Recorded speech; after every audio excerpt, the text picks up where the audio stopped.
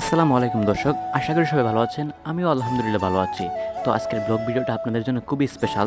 হালকা আমরা গ্রামের মধ্যে অনেক মেঘ হইছে। তো আমি যাইতেছি আমার ছোটো ভাইটা রেলে এসে আমরা ধান কেটটা দেখার লাগিয়া যাওয়ার সময় আমার ছোটো ভাইটা হইতাছে ওই দেখো একটা পেয়ারা গাছ। পরে আমি গাছ উঠতে গেলাম গাছ উঠতে দুইটা পেয়ারা দুজনের লেগে ফাটছি। চুরি হইরা পেয়ারা ফাড়ানো অনেক মজা এবং খাইতেও মজা লাগে।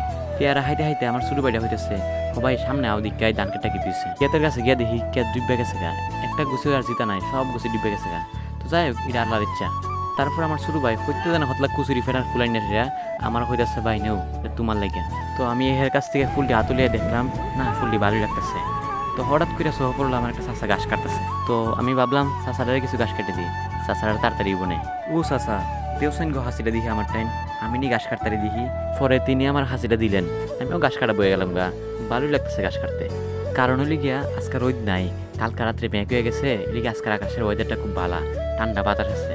তো আমি হাঁটতে হাঁটতে এক গলা গাছ তারা হাঁটতে দিলেছি টাস করে। পরে চাচারা আমার বাতি যা হাঁটছো যখন তে গলাটা নিয়ে দিল পারি। পরে আমি তার হইলাম বাঙালিরে খাইতে দিলে ঘুমানোর জায়গা দেওয়ান লাগে, এটা আজকে প্রমাণ। যাই হোক, মাথার মাঝে ঘুরে পূজার নিয়ে তার বাড়িতে দিলাম। আজকের ব্লগটা এতটুকুই। তো বন্ধুরা, আজকের ব্লগ ভিডিওটা এতটুকু পর্যন্তই। আশা করি আপনাদের কাছে ভালো লেগেছে। আর সামনের ব্লগ ভিডিও আসা পর্যন্ত ভালো থাকবেন, সুস্থ থাকবেন। আল্লাহ হাফেজ।